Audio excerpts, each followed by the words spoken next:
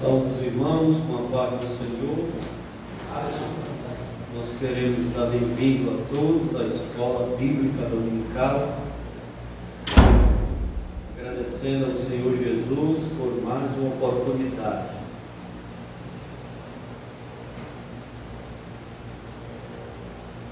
Nós queremos dar bem-vindo à nossa irmã Valéria, Deus abençoe, todos os irmãos, pastor Ilderes, Orvando, família Nascimento, família Luiz, família presbítero Carlos Henrique. Essa lição, ela nos traz vários personagens, e eu quero aqui falar de cada um deles rapidamente. Não quero assim entrar muito na aplicação para os dias atuais, quero apenas apresentar o conteúdo direto, único e exclusivo da lição, que é a lição de número 12, o reinado de Josias.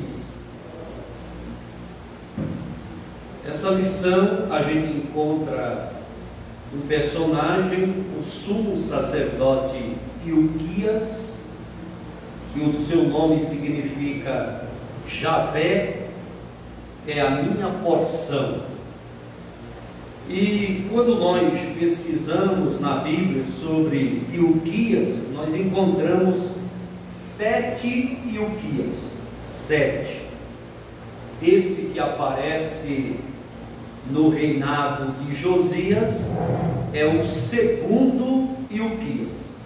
Então nós temos o primeiro Ilquias, que é o pai de Eliaquim, tem o segundo, que é esse que iremos estudar, o terceiro é o levita, o quarto é outro levita, o quinto é um sacerdote, o sexto Ilquias é o pai do profeta Jeremias, o sétimo é o pai de Gemarias, outro personagem. Então, Ilquias, esse que se apresenta nessa história como sumo sacerdote, ele é o segundo Ilquias, né, sumo sacerdote no reinado de Josias.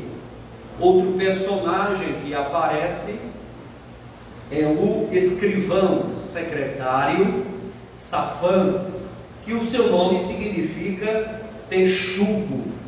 E pesquisando sobre Safã, existem dois. O primeiro, Safã, o chefe de Gade, e o segundo, Safã, que é secretário do rei Josias, né?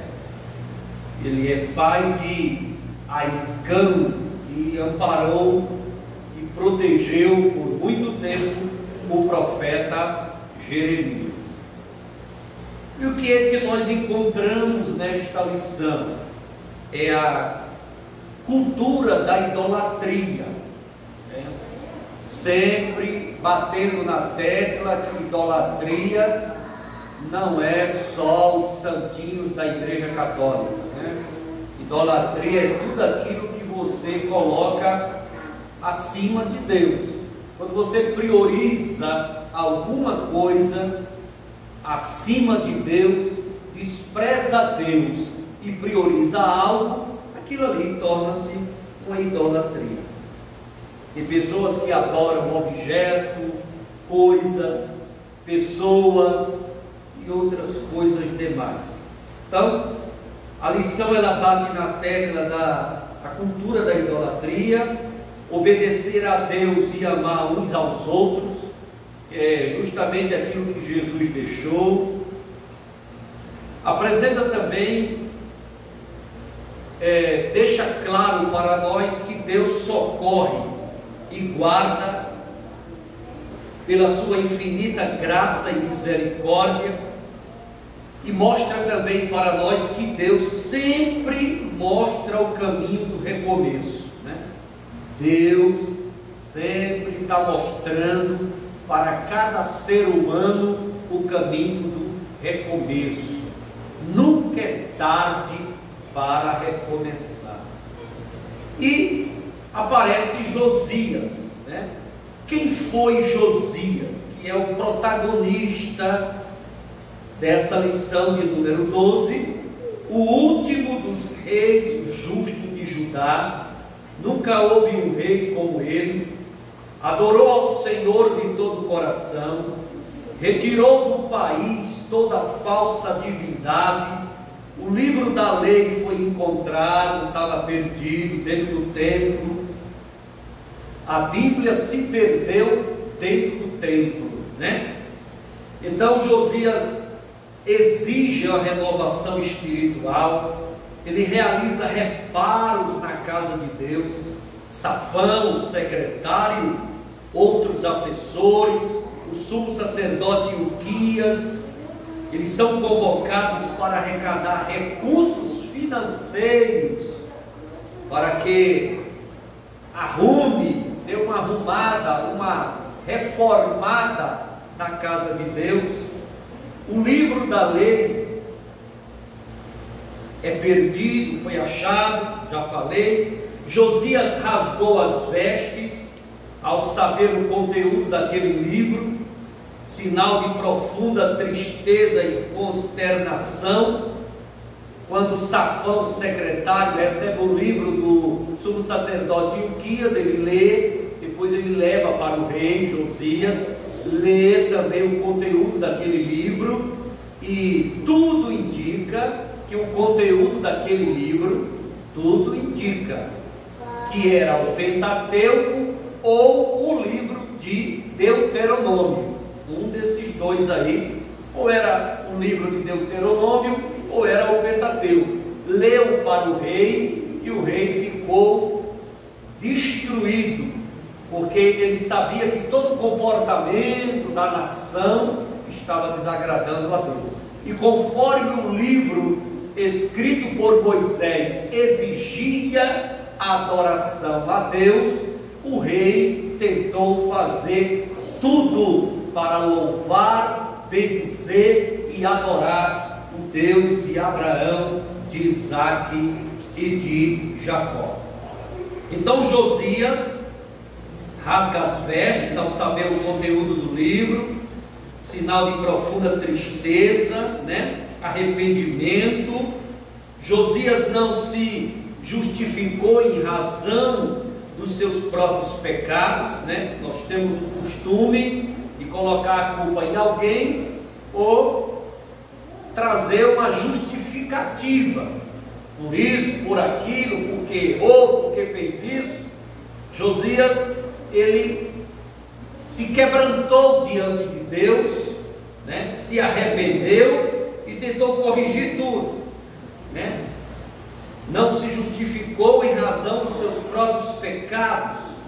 Josias reinou 31 anos sobre Judá, filho de Amon, neto de Manassés. Manassés, quando o rei Ezequias adoece, todo crente conhece essa história.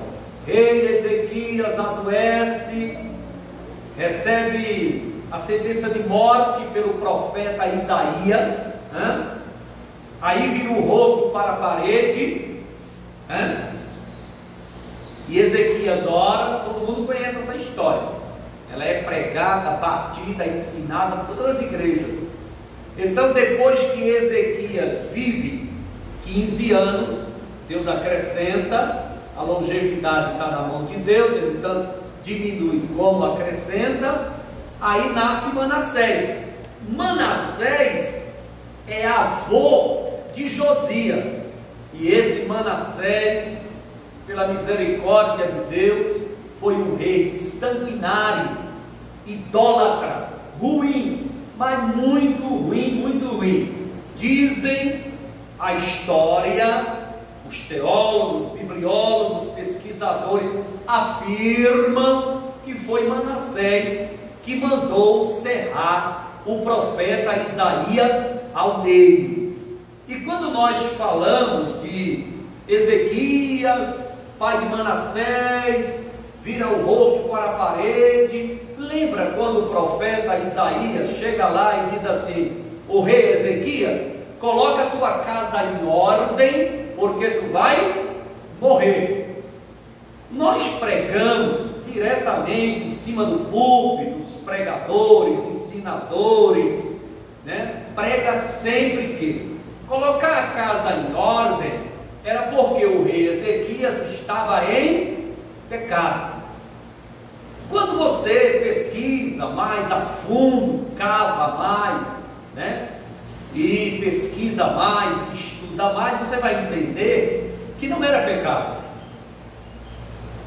O rei Ezequias estava cometendo um erro, mas ele não estava em pecado de adultério, em pecado disso, em pecado daquilo. Não era. Colocar a casa em ordem é porque o rei Ezequias já estava velho e não tinha um sucessor. Ele não tinha sucessor. Ele não tinha um filho para dar seguimento à linhagem davídica. Ele não tinha um sucessor para dar seguimento à genealogia de Davi, por onde iria nascer o Messias, a raiz de Jessé. Então, quando o profeta foi lá e disse: você vai morrer, coloca a casa em ordem, o colocar a casa em ordem não era pecado, era porque ele faltava um sucessor. Veja que depois que ele vira o rosto para a parede, o profeta volta e diz: Deus falou que vai viver mais 15 anos. Aí, a partir dali, ele já cuida de imediato a ter um filho. E nasce Manassés. E aí nasce o sucessor. Só que Manassés, salvação individual, né? Esse negócio, tal pai, tal filho, filho de peixe é peixinho, isso na Bíblia não cola. Até porque, quando você olha, o pai de Josias era idólatra, o avô era idólatra e sanguinário, e Josias nasce debaixo de profecia, 300 anos, antes de nascer já estava profetizado, e ele foi o melhor adorador, o melhor rei, o rei que mais buscou a presença de Yahvé, do Todo-Poderoso. Então, para o Evangelho, para a Bíblia, para o cristão, não tem nada a ver. A mãe era ruim, a filha vai ser ruim também. Não. Eu creio em maldição hereditária familiar. Mas nesse caso aqui, tudo foi quebrado a partir de um coração adorador. Isso depende de cada um de nós. Cada um se esforce em buscar mais e mais a presença do Eterno. Então, filho de Amon, Josias, filho de Amon, neto de Manassés, o rei mais idólatra de todo Israel.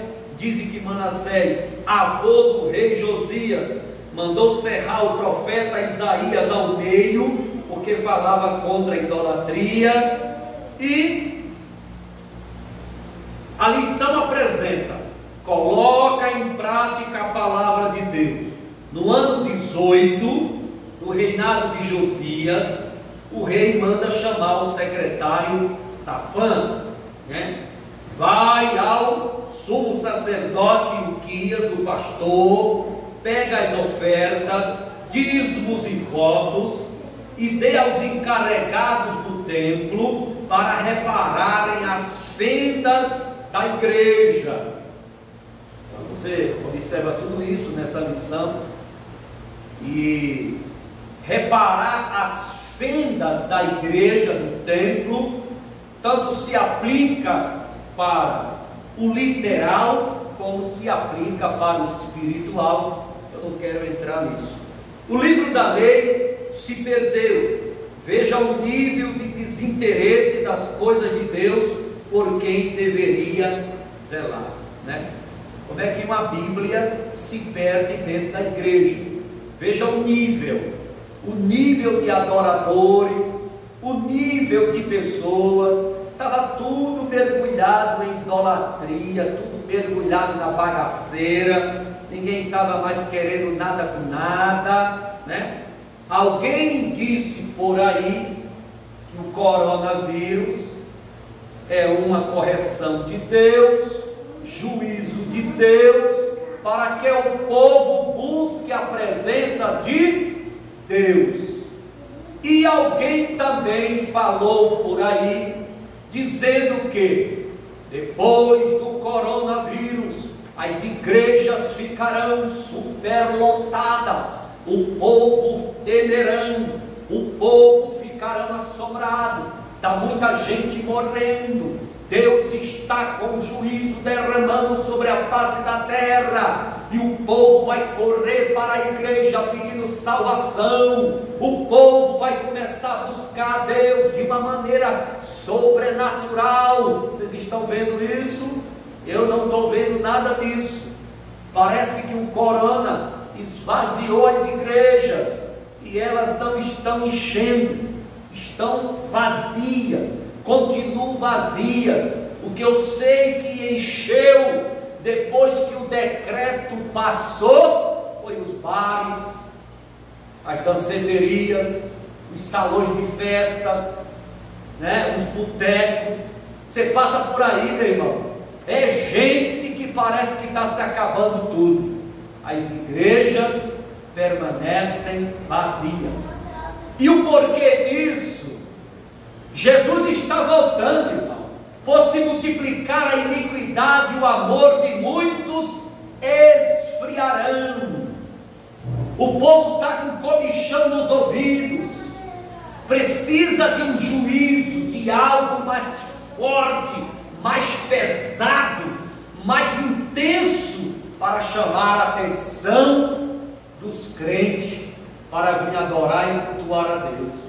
Agora tem um anúncio por aí, né, de um tsunami no Nordeste brasileiro. Tem um vulcão aí dando sinal de erupção, e parece que as praias do Nordeste brasileiro estão em vigilância, pode a qualquer momento acontecer um tsunami. É juízo de Deus para despertar a igreja, para chamar a atenção dos crentes. Então, voltando para a lição, aparece no cenário uma profetisa chamada Hulda. Essa profetisa, ela é consultada, porque era uma mulher casada, profeta, mas uma profeta de nome, de responsa, e o rei sabia. O sumo sacerdote Ilquias sabia da vida daquela mulher, e ela foi consultada acerca também da reforma, do grande avivamento e da grande reforma que o rei Josias estava preparando. Então o rei Josias mandou o sumo sacerdote Ilquias e seus auxiliares procurar a profetisa Hulda. E quem foi a profetisa Hulda? Hulda no hebraico significa dominha, que é um animalzinho, né? Mulher de Salum, era ela casada, profetiza em Jerusalém. E o interessante é que, ao invés de procurar o profeta Jeremias para consultar, não procuraram o profeta Jeremias, procuraram a profetisa Hulda. Eu, como bom pentecostal, eu acredito muito em profecia, valorizo muito os profetas dentro da igreja, né? Só que a gente sabe, né, irmãos, as coisas vão, né, exagerando demais, complicando demais, e a interpretação hoje que o povo tem acerca do profeta dentro da igreja está um negócio muito queimado, né? Porque tem profeta de todo tipo, E a maioria, é pecado generalizar, a maioria está por aí inventando, criando e profetizando de si mesmo. Isso tem prejudicado o nome profeta, profetiza dentro da igreja. Voltamos para a lição. Então, a lição diz que devemos procurar, né? Procurar a profeta para saber se os pecados de Judá tinham atingido o nível do juízo divino. Essa era a preocupação do rei e do sumo sacerdote e do secretário Safã e dos assessores do rei. Vamos procurar a profetisa. O que é que ela tem de Deus para nos entregar? Isso acontece muito, é muito normal, e isso não vem a virar um costume corriqueiro, né, como tem acontecido por aí. Disse a profetisa Hulda: Jerusalém seria destruída por amor ao rei Josias, só depois da morte dele. Então, tinha um juízo divino para cair sobre Jerusalém? Tinha. O juízo divino ia cair sobre Jerusalém. Porém, como Josias era um homem de muita fé, um adorador de verdade, adorando em espírito e em verdade, um homem sincero, um homem fiel, um homem verdadeiro, o que é que Deus fez? Ele pegou o juízo que estava para descer sobre... Traz um copo d'água para mim, natural. Obrigado. O juízo que estava para descer sobre Jerusalém foi adiado. Veja como é Deus. A profetisa Hulda falou assim: vai vir um juízo sobre Jerusalém, só que Deus vai adiar, e só vai acontecer essa destruição em Jerusalém.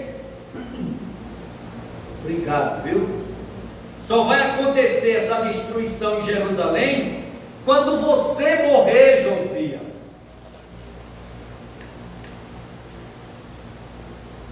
Quando o crente, irmão, é fiel, que vem de destruição, Deus dá uma adiada, às vezes até cancela, às vezes não cancela, adia a destruição por amor de mim, de você, que está na presença dele. É bíblico, está aqui. Então Deus ouviu a oração do rei, a condenação de Judá foi adiada. O rei Josias, muito zeloso, sabia que o êxito, né, da reforma era envolver a todos. Quando você começa a estudar sobre a reforma, você vai entender que ele envolveu todos, porque não tem como fazer uma reforma, não tem como chamar a atenção de Deus, não tem como fazer algo grande sozinho. Aprenda isso. Dentro de igreja, você não trabalha só, você não dá conta. Tem que ter alguém para trazer um copo d'água, tem que ter alguém para ligar, desligar, tocar, abrir, fechar. Você precisa de pessoas para ajudar. Engano daquele que pensa que faz a obra de Deus sozinho. Lê a Bíblia que você vai entender. Quando Jesus mandou evangelizar, mandou de 2 em 2, porque um carrega o outro, um ajuda o outro, um levanta o outro. E a igreja, ela é uma família espiritual. Você precisa do porteiro ao que está no púlpito. Você precisa dos irmãos para chegar junto, para ajudar. Você faz um jejum sozinho, uma oração sozinha, tem um peso. Você faz junto com a igreja, o peso é o quê? Vai em toneladas. E o rei Josias sabia que fazer uma reforma, ele precisava envolver. envolver os sacerdotes, envolver o sumo sacerdote, envolver os profetas, envolver o escrivão, o secretário, o tesoureiro, os assessores, o palácio, o povo, o ferreiro, o serralheiro, o padeiro, o copeiro. Ele sabia que ele tinha que envolver o homem do campo, o homem da cidade, envolver todo mundo, para que acontecesse uma reforma total, e toda a idolatria fosse destruída, e ali passasse todo mundo a adorar o Deus de Abraão, de Isaac e de Jacó. Então convocou as autoridades de Judá e Jerusalém, o povo simples, o importante para ouvir a palavra de Deus, lá no templo. Ouvir a palavra gera avivamento no coração quebrantado. Por isso que a escola bíblica dominical é importante, porque você, quando ouve a palavra gera um avivamento, o coração fica quebrantado, a vida fica avivada, o Espírito Santo faz morada. O avivamento por meio da palavra é um avivamento duradouro. Só que o avivamento criado por pessoas, movimento humano, isso é passageiro. O duradouro é o avivamento realizado pela mensagem e pregação da palavra de Deus. Josias tinha 8 anos de reinado quando ele começa a reparar o templo, tirou tudo referente a Baal, expurgou toda a imundície de idolatria de todas as cidades de Judá, só voltou a Jerusalém quando a limpeza ficou completa. Ele não fez a reforma só na capital, em todas as cidades ele fez a reforma, o avivamento, O coração do rei Josias fervia de amor pelo Deus de Israel. Durante o reinado de Manassés, a maioria das cópias das escrituras do Antigo Testamento foram destruídas. Manassés foi um rei muito ruim. O livro perdido talvez seja os 5 livros de Moisés, que já falei aqui. Deus precisa de pessoas humildes e sensíveis. O rei Josias se converteu com todo o seu coração, com toda a sua alma e com toda a sua força.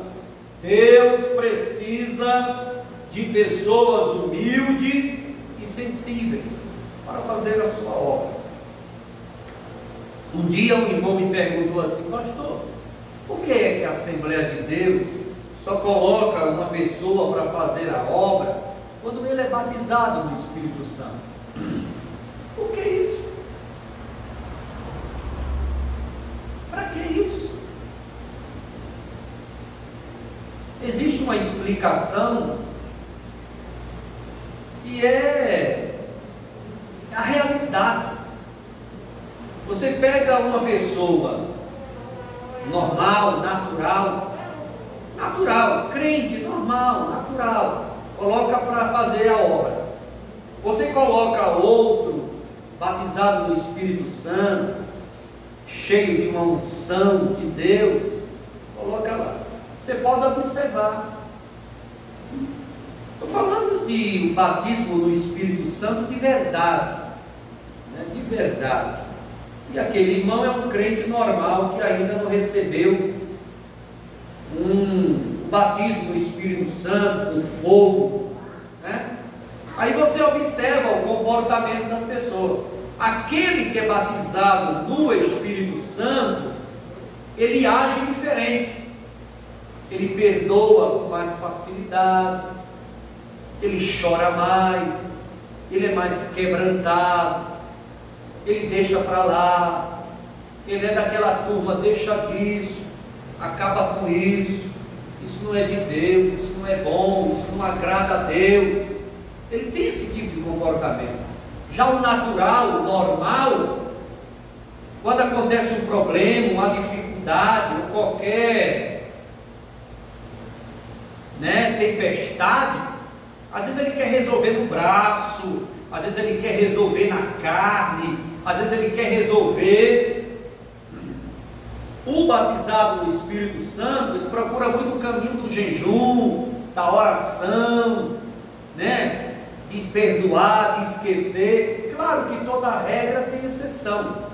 Eu já vi irmão batizado no Espírito Santo, cheio de Deus, esquentar a cabeça e ter comportamento pior do que o crente que não é batizado no Espírito Santo. Toda regra tem exceção, mas a maioria das pessoas batizadas no Espírito Santo, ela tem um comportamento mais sensível à voz do Espírito Santo, e o outro age mais pela carne, pelo homem natural, Então isso é bem óbvio, Deus não exige que sejamos bem-sucedidos, Ele nos chama para sermos totalmente comprometidos, Evangelho não é sinal de ser bem-sucedidos. Evangelho é comprometimento na obra de Deus.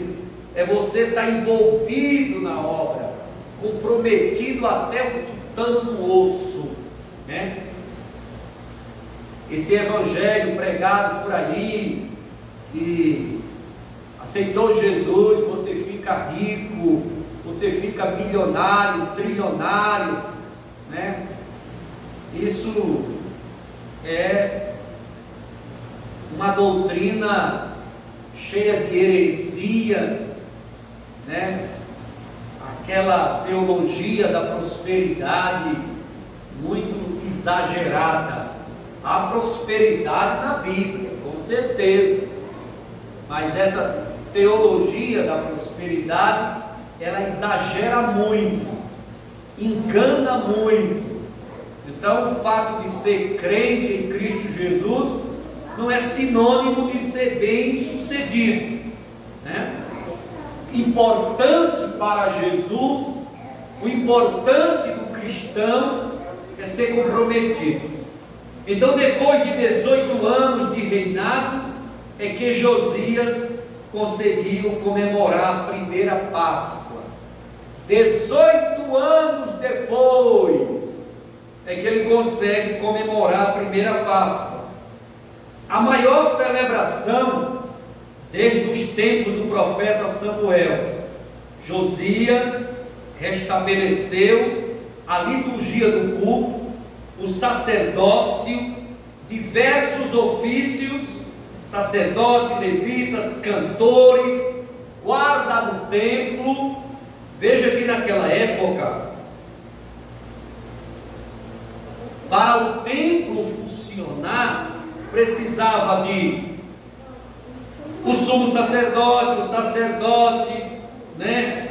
o levita, os cantores, os guardas do templo, e a Bíblia deixa bem claro, levitas e cantores, A igreja Nel, ela prega muito, ensina muito, que levita é aquele que toca, levita é aquele que toca, o que toca é levita é aquele que toca, mas a Bíblia separa levita de cantores. Então, quando você vai olhar o significado de levita, o levita é aquele que limpava o templo, zelava no templo, carregava os utensílios, arrumava, lavava, espanava, aspirava, limpava, cuidava e fazia outras e outras e outras atividades. Quando você vê levando as vísceras dos animais, limpando todo o sangue, carregando as fezes dos animais, para fora, lá para bem longe, por causa do mau odor, e fazendo toda a limpeza grosseira, quem fazia aquilo ali era levita. Então a Bíblia separa cantores, levitas. Aí trouxeram essa interpretação, e eu não acho errado nem pecado, mas deixar bem claro, como aqui é uma escola bíblica dominical, nós estamos aqui para aprender. A palavra levita é para aquele serviço braçal, o mais braçal possível, o serviço mais pesado, mais humilde que existia para o templo funcionar sua adoração. Quem fazia era o levita. Os músicos estavam em outra classificação de tocar as músicas para a liturgia, a celebração da adoração acontecer. Então, só a título de conhecimento mesmo. Mas se chamar o músico de levita, está tudo no levita mesmo, e problema nenhum. Então, sacerdote, levita, cantores, guarda do templo, nunca houvera Páscoa tão fervorosa. Na Páscoa do rei Ezequias, né, aquele que virou o rosto para a parede, foi permitido aos levitas fazerem o trabalho do sacerdote. Isso porque muitos não estavam limpos de acordo com a purificação do santuário. Então, lá no reinado de Ezequias, você vê um levita exercendo função de sacerdote. E eu já vi isso muito acontecer na igreja nos dias atuais, né? Já vi muito diácono fazendo batismo nas águas. Eu já vi presbítero com ação pastoral consagrando obreiros, apresentando obreiros para a obra. Irmãos, tudo vai da necessidade. Quem não tem cão, caça como gato, né? E esse é o ditado certo, né? Quem não tem cão, caça com gato. Esse é errado. Quem não tem cão, caça como gato. O gato é um bom caçador. Então, na hora que você está lá na necessidade, né, querendo resolver. Uma vez eu fui celebrar uma Santa Ceia no sítio, e quando eu cheguei lá, o irmão falou assim: pastor, a gente não trouxe o pão da ceia, pastor, e agora? A gente só trouxe o suco de uva, mas o pão não tem aqui não. Eu esqueci, o irmão esqueceu. Eu disse: não tem problema não. Então eu servi a Santa Ceia na casa de farinha lá, macaxeira. Pegamos pedaços de macaxeira, né? E não é pão, é o mesmo pão. Então consagramos ali, oramos, e cada um pegou um pedacinho de macaxeira e tomamos o suco de uva e um pedacinho de macaxeira, e todo mundo tomou a Santa Ceia. Pronto, está resolvido. Não precisa desespero, né? Tem agonia. A necessidade faz isso acontecer. Então, no reinado de Ezequias, os sacerdotes estavam tão mergulhados na corrupção que levitas fizeram a vez de sacerdote. Então Josias limpou. A lama deixada, né? Desde os dias do rei Salomão, a lama da idolatria deixada desde os dias do rei Salomão, foi limpada agora pelo rei Josias, depois de muitos anos, né? E a Bíblia fala muito aqui, na reforma de Josias, do rei Josias, sobre um poste ídolo, né? E às vezes tem gente que tem dificuldade. O que é um poste ídolo? O poste ídolo, irmão, era uma estaca de madeira enfincada lá no monte das florestas. Eles enfincavam grandes pedras em cima do monte, lá dentro das florestas, umas pedras grandes enfincavam, ou enfincava no chão umas estacas, uns troncos de árvore bem grandes, e ali era chamado de poste ídolo. E aquelas grandes pedras, aquelas grandes estacas dentro da floresta, lá nas montanhas, eles subiam ali aquelas montanhas e chegavam lá e faziam sacrifício humano, sacrifício de animais, adorando Baal, adorando ídolos, adorando demônios. E tudo isso o rei Josias chegou a destruir. Então, o rei Josias destruiu as divindades pagãs, os rituais, as simbologias, os postes-ídolos, o aposento das prostituições sagradas, lugar onde mulheres teciam véus para Azerá, né? Faziam lá seus amuletos, seus véus para a deusa, um D minúsculo, Azerá. Os cavalos e os carros do deus Sol, que existia isso lá, ele também destruiu. Os altares dos terraços. Fora de Jerusalém, destruiu também nos montes, nas florestas, até altares construídos por Salomão. O rei Josias destruiu, aniquilou toda a cultura idólatra. 300 anos antes foi profetizado o nascimento do rei Josias, quando Jeroboão sacrificava aos deuses pagãos. Está aqui em 1 Reis 13, 1 e 2. Coloca aí, meu filho. 1 Reis, capítulo 13, versículo 1 e 2. Foi profetizado o nascimento desse grande homem de Deus.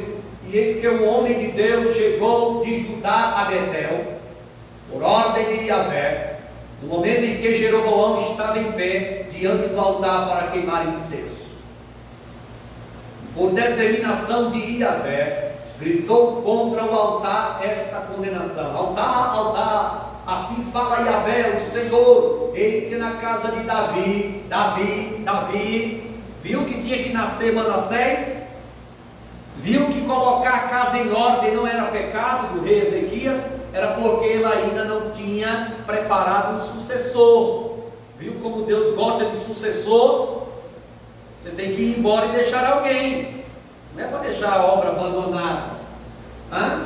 Altar fala, e o Manassés é avô de Josias, tá? Eis que na casa de Davi nascerá um filho chamado, deu até o nome do homem, ó, Josias, que imolará sobre ti os sacerdotes dos altares idólatras que hoje queimam incenso aqui, e ossadas humanas serão queimadas sobre ti mesmo. Isso aqui é a profecia. Aí você pergunta para mim, por que ossadas humanas serão queimadas sobre ti mesmo?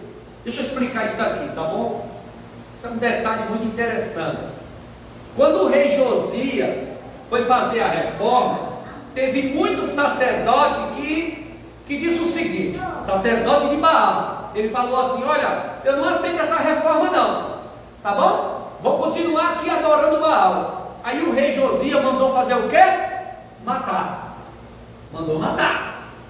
Ok? Teve muita morte nessa reforma, muito sangue derramado, muita e muita morte, porque muita gente não aceitava que ele acabasse com a idolatria, né? Ao lado do templo tinha uma casa de prostituição, onde ficavam mulheres e homossexuais à disposição para fazer sexo em nome de Baal e Azera. Por aí você imagina a bagaceira. Ele destruiu essas casas de prostituição, e muitas mulheres prostitutas e homossexuais que não aceitaram a reforma também foram mortos.